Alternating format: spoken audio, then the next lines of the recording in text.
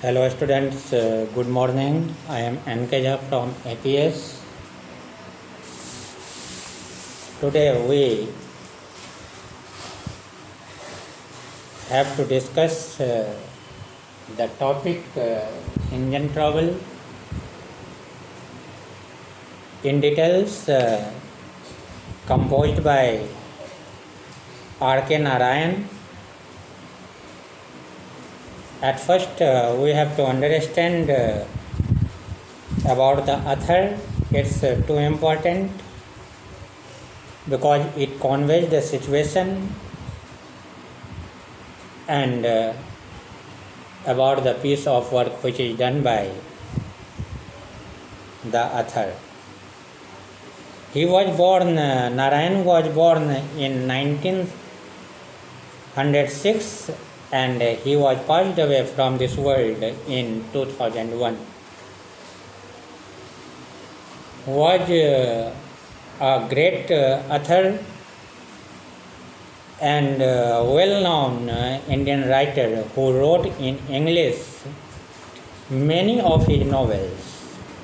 Novels means upanyas, and short stories are situated in the imaginary town of Malgudi. That means this is the topic is extracted from Malgudi days. कहाँ से लिया गया है? मालगुडी एक topic है, उसमें से जो है सो इस टॉपिक को लिया गया है. This is a short story. Among his best known works are Swami and friends. जो वर्क्स किसको रेफर करता है? स्वामी को और फ्रेंड्स को. द बैचलर ऑफ आर्ट्स किसको और जो है सो रेफर्स करता है? बैचलर ऑफ आर्ट्स को. The English teacher, the financial expert and the guide. All those persons are related and extracted in this text. He has been awarded several honors including the Sahitya Akademi Award and the Padma Shri. उनको कई बार जो है सो साहित्य अकादमी award से नवाजा गया और Padmashri award भी उनको दिया गया. Narayan's fine storytelling also earned him a great reputation all over the world, and through that series, through fine storytelling, he earned a great reputation all over the world. It was his great piece and great piece of work this is, and we hope that we shall try to understand about the situation and what does the story refers to. It is too essential and have to understand which is already composed by R.K. Narayan. So, engine trouble, that means trouble created from engine, which is expressed by R.K. Narayan. And I mean to say this story begins with a fair. Fair means मेला. मेला से शुरू होती है, and according to warm up we have to imagine if you won a prize in a lottery, कि अगर lottery में तुम्हें कोई prize मिले, तुम किसी प्राइज को जीत जाओ. What if the prize is not only cumbersome but also a drain on your resource like a white elephant? What would you do with it? यदि प्राइज आपके अनुकूल नहीं हो, it's not sufficient for you. That means a lot of bad patches will be happen This kind of a story is extracted and given in this story, and once again I want to and we shall try to understand it. There came to our town some years ago, मतलब हमारे शहर में कुछ साल पहले, said the talkative man. This one told by talkative man. Talkative man means बातूनी आदमी. A showman owning an institution called the Gatelyland. Overnight our Gymkhana ground, हमारे Gymkhana ground में जो है सो एक मेला लगा, जिसको किस इंस्टीट्यूट ने किया? डेकोरेट करने का काम, सजाने का काम गेटीलैंड ने. Understand. Became resplendent with banners, तरह तरह के उस मेले में बैनर्स लगाए गए, and streamers and colour lamps, और लैम्प को कलरिंग किया गया, मतलब सजाया गया. Gaietyland provided us with all sorts of fun. तो गेटीलैंड जो इंस्टीट्यूट है वह क्या काम कर रही है? हम लोगों को सभी तरह के फन प्रोवाइड करने की कोशिश कर रही है. एंड गैम्बलिंग का मतलब होता है जुआ. उस मेले में सब कुछ होता था. एंड साइड शोज, गैम्बलिंग भी होता था, साइड शोज भी होते थे. फॉर अ कपल ऑफ अनाज in each booth we could watch anything from performing parrots to crack motorcyclists looping the loop in the dome of death. There was a particular corner of the show which was in great favor here for a ticket costing 8 anaj. मतलब for a couple of anaj in each booth we could watch. मतलब अगर हमारे पास couple of अनाज हैं तो उसमें हम जो है सो कुछ भी देख सकते थे. From performing parrot to crack motorcyclist, चाहे वो पैरोट टू क्रैक मोटरसाइकिलिस्ट का हो, looping the loop in the dome of death.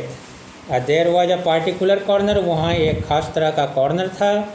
Of the show के लिए, which was a great favour here for a ticket costing, और उसकी ticket कितनी थी? 8 आनाज. Okay, you stood a chance of acquiring a variety of articles. मतलब वहाँ पर तरह तरह के सामान लगाए गए थे. पिनकशंस, सीविंग मशीन्स, कैमराज और even a road engine.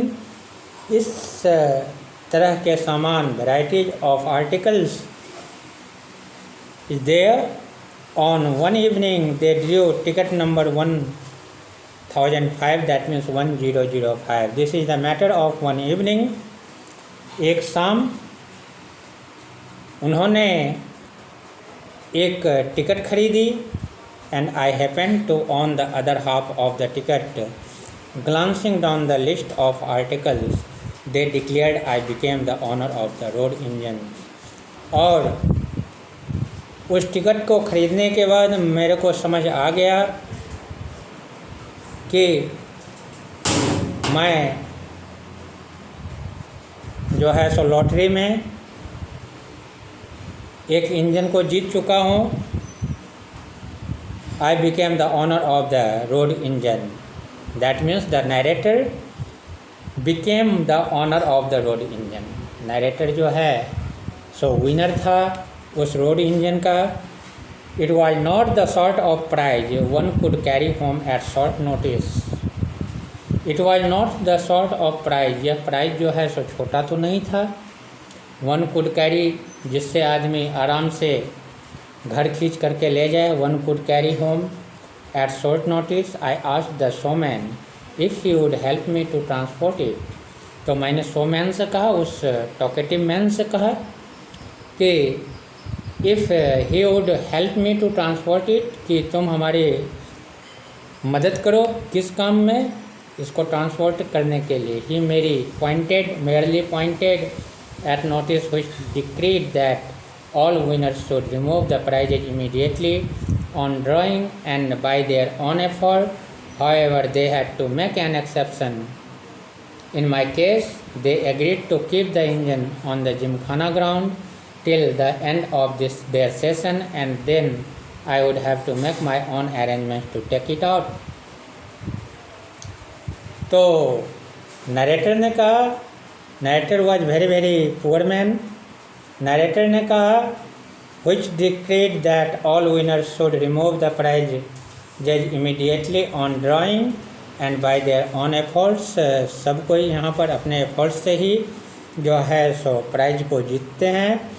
They had to make an exception in my case, लेकिन हमारा केस जो है सो कुछ अलग तरह का था. दे एग्रीड, और मैंने उस शोमैन को कहा, they agreed to keep the engine on the gymkhana, कि इतना बड़ा जो है सो हम प्राइज कैसे ले जाएंगे. सो इसको आप इस इंजन को जिमखाना में रखिए. जिमखाना मीन्स मैंने बताया जहाँ पर सब तरह के कार्य होते हों, specially gambling also.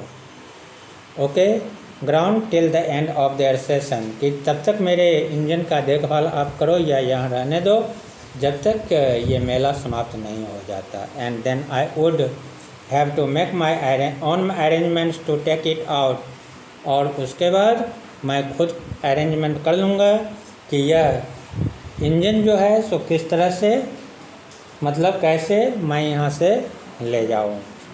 Okay, my friends and well wishes poured into the congratulate me on my latest acquisition, my latest winning, and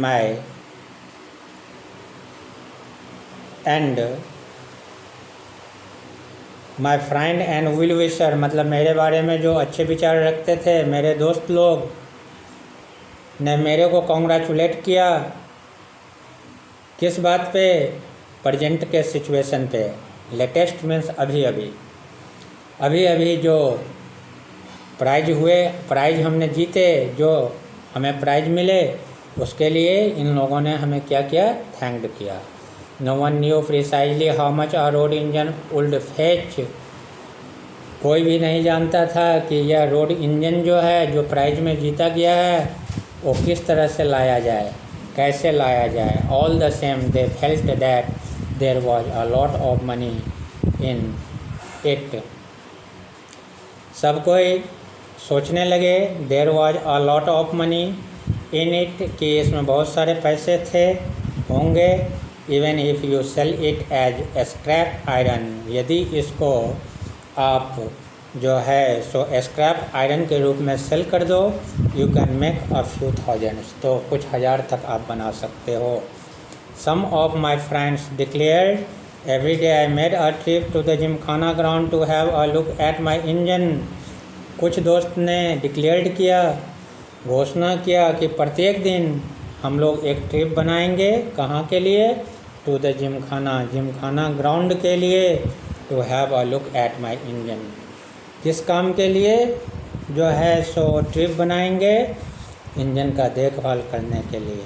but I was a poor man, मैं गरीब आदमी था. I thought that after all my troubles were coming to an end. How ignorant we are, how little did I guess that my troubles had just begun. I was a poor man, मेरी condition अच्छी नहीं थी. I am surviving through poverty, a lot of problem which is created in front of me.